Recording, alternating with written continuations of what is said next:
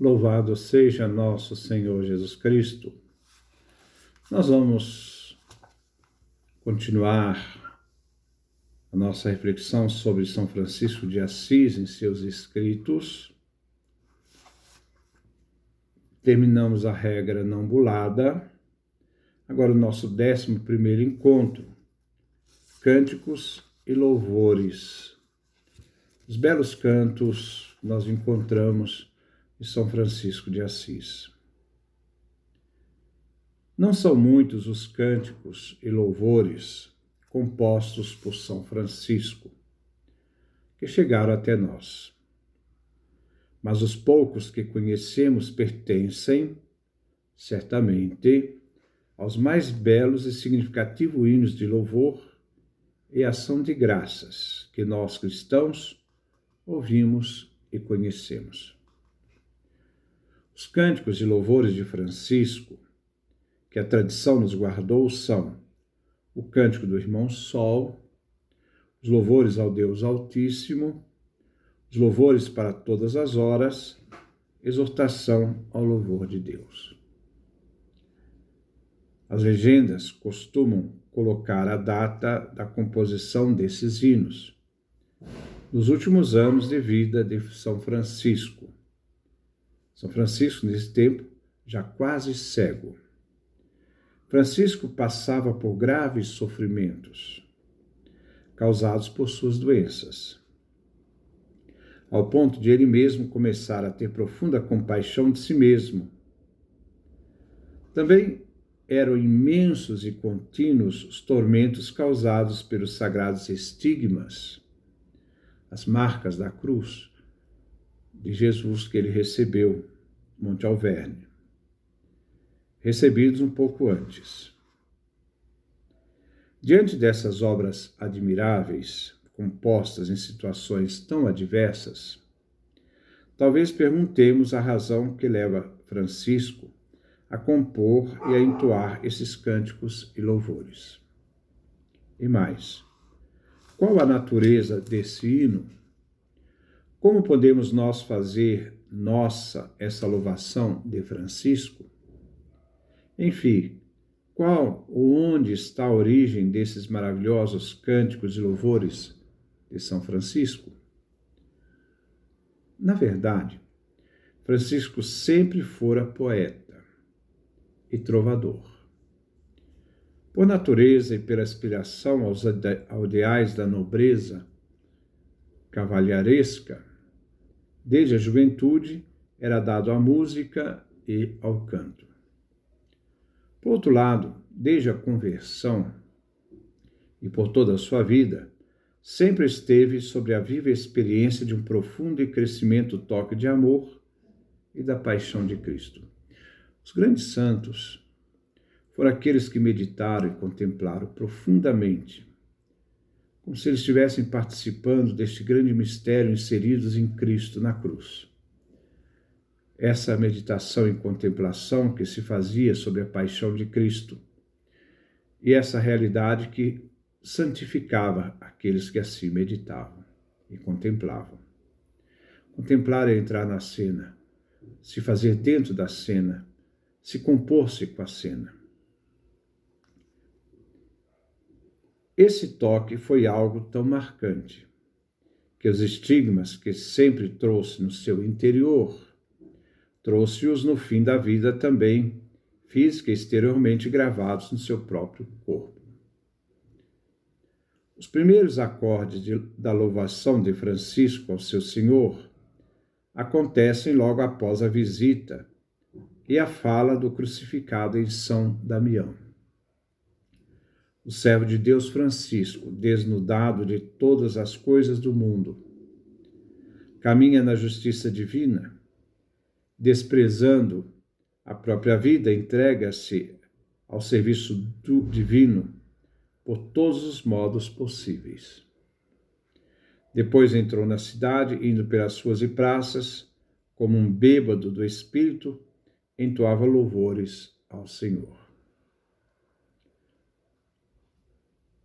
O que foi que Francisco experimentou de tão grandioso e belo neste seu relacionamento com a paixão do crucificado, que, tornando-o bêbado do Espírito, leva a entoar louvores ao Senhor, a pessoa já não é mais dela, a pessoa não pertence mais a ela, ela é toda entregue ao Senhor. É uma consagração, né, que é um grande desafio para a vida espiritual. São Boaventura nos responde: logo que ouvia falar do amor do Senhor, ele se empolgava. Ficava comovido e inflamado, como se a voz que ressoava exteriormente fosse um arco a fazer vibrar internamente as cordas do seu coração. Eis porque é necessário amar muito o amor daquele que muito nos amou. Amar muito o amor daquele que muito nos amou. É, no fundo, proclamar que todos nós, as criaturas todas, somos difusão do Deus amor que nos amou por primeiro. Primeira carta de João, capítulo 4, versículo 19. É proclamar igualmente nossa absoluta e radical impossibilidade de corresponder a um tal amor. Porque há um limite humano. Isso não quer dizer que Deus não possa suprir quando a graça age em nós e se transborda em nós. Mas não depende de nós. Com o pecado original, estabelece-se no homem e em toda a criação um estado de afastamento e de rompimento com a primitiva e originária aliança de Deus, nosso Pai. Vencer esse obstáculo, somente estar à disposição total da graça. É o estado de dor, sofrimento, pecado, nossa impossibilidade de acolhermos Deus, amor. Em Jesus Cristo, porém, o próprio Deus vem ao nosso encontro. É a realidade palpável e visível que nossos olhos viram, nossas mãos apalparam acerca do verbo da vida. Ele se faz visível. Deus se faz visível em seu Filho Jesus. Assumindo nossa não acolhida, nosso não amor, associa-se a si, possibilitando-nos assim uma nova comunhão com Ele, que é puro amor.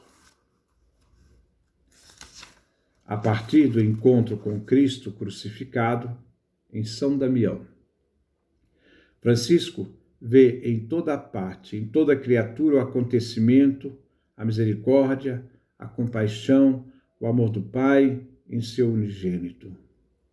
De novo, de maneira nova, cria o céu e a terra. São Bento dizia que quando uma pessoa chega, nós devemos curvar até o chão, porque é Cristo que chega naquela pessoa. É a realidade do conhecimento, de ver no outro, não o adversário, mas de ver o outro a manifestação da própria presença divina. Às vezes que vocês fizeram o menor dos meus, é a mim que vocês fizeram. Com a encarnação do Verbo eterno do Pai, a música divina do amor, que não é amado, invadindo o universo inteiro, passa a ressoar eternamente no âmago de cada criatura que agora, tocada pela afeição deste eterno cântico do Pai, desperta, ressurge para uma nova vida. A vida do Deus que nos ama loucamente, a ponto de nos dar seu único Filho até a morte e morte de cruz. Somos tendenciosos quando achamos que nós estamos no direito de julgar alguém. Acolher com misericórdia, como somos acolhidos por Deus, apesar do nosso pecado, apesar de toda a nossa indiferença, ou às vezes empecilho para a ação divina. Na divina melodia desta segunda, nova e definitiva criação, realizada em Cristo Jesus, tudo se transforma no perene cântico de louvor ao Deus amor, que é o próprio Jesus Cristo crucificado. É lá que ele expressa realmente o seu verdadeiro amor por nós. É do profundo mergulho para dentro deste cântico divino que brotam os cânticos, os hinos, os louvores, ações de graças do Senhor, escritos, entoados por São Francisco. Após o encontro com o crucificado, Francisco, ao ver cada criatura, vê configurado nela o próprio Filho de Deus, o amor difusivo do Pai. Às vezes nós estamos acusando o próximo, estamos dizendo que ele fez isso, fez aquilo, mas a resposta de Deus é: este é teu irmão, o que você pode fazer por ele? Será que vamos agir como filho mais velho? Ou vamos redescobrir o sentido do Pai misericordioso que acolhe, não cobra, mas celebra o retorno? Por isso, no misto de alegria e de compaixão, põe-se a proclamar e a cantar: Altíssimo, onipotente e bom Senhor, o Cântico do Sol. Ou, Tu és o Santo Senhor, Deus único, que fazes maravilhas. Ou ainda, Santo, Santo, Santo, Senhor Deus. O canto e o louvor revelam a alegria de quem foi atingido e está tomado pelo maravilhoso e admirável, o encanto com Deus. Se encantar com Deus, a atitude de uma profunda contemplação. Só canta quem está no encantamento. Por isso, cantar, louvar, proclamar hinos é também, de certa forma, comungar, fazer parte da própria coisa que nos encanta, ser por ela possuído. Para São Francisco, são as criaturas todas que cantam e louvam, pois nascendo incessantemente do vigor generoso, gratuito e misericordioso do Pai, não podem deixar de bendizê-lo e louvá-lo.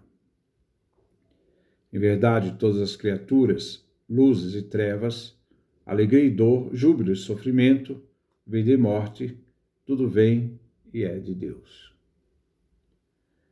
Essa atitude de profunda entrega, toda a natureza, todos os seres estão impregnados dessa realidade divina, porque Deus manifesta na obra da criação tudo aquilo que Ele fez em favor do ser humano, dando a vida, que é um dom divino, a vários seres, para que reconheçamos, essa grandiosidade que significa a vida humana. Pena que as pessoas ainda destroem, matam a vida, sufocam a vida de várias formas. Pois poderia, por acaso, alguém vir e ser de Deus e não ser um cântico, uma louvação do seu próprio Pai Criador? Por conseguinte, os seus cânticos e louvores não é tanto Francisco quem canta, mas sim as criaturas e, acima de tudo, o próprio Filho de Deus, Jesus Cristo. A natureza, esse grande canto de louvor a Deus. São Francisco mesmo não ousa cantar e louvar o seu altíssimo, onipotente e bom Senhor, porque sabe muito bem que nenhum homem é digno de mencioná-lo. Por isso ele se junta ao cântico puro, inocente e jovial, originário e eterno de Jesus Cristo e das criaturas. Ele e as criaturas servem, conhecem e obedecem ao seu Criador, muito melhor do que nós. Ao confessar seus cânticos e louvores, Francisco faz-se tão somente eco e ressonância da sinfonia universal da fraternidade do novo céu e da nova terra. O ser humano não pode ser conhecido sem a sua realidade de criatura. O ser humano não pode achar que ele pode viver fora da realidade da criação. Ele traz o elemento da criação na sua própria existência, embora traz também o elemento divino dentro de si. Basta a gente olhar no texto sagrado do livro do Gênesis. Quando Deus, no livro do Gênesis, capítulo 2, versículo 7, nos diz Va'itzer, com 2 Yod. Falando da criação do homem, ele diz que o ser humano tem 2 Yod. O primeiro Yod faz parte da natureza criada, humana, que ele partilha com os outros animais e com a criação. O segundo Yod faz com que ele participe da imagem e semelhança divina. Então, o ser humano traz o elemento da terra, de Adamá, mas também traz o elemento divino. Quando, mais adiante, no versículo 19 do 2º capítulo, ele cita então a criação dos animais, ele coloca o verbo va'itzer, com um iod simplesmente, dizendo que esse único iod faz parte da realidade da vida animal, que o ser humano partilha com esses animais dessa realidade animal. Por isso, o primeiro iod, enquanto o ser humano tem o iod que partilha da realidade da vida, da criação, ele também traz um segundo iod que o faz, então, semelhante à imagem e semelhança de Deus. Cristo, assim, encandece o sol nascente que do alto nos veio visitar. E por nós se doou todo sem reservas, até a morte e morte de cruz. Em nome do seu e nosso Pai. Nos seus cânticos e louvores, Francisco revela, canta e proclama sua própria vocação e a vocação de todos nós.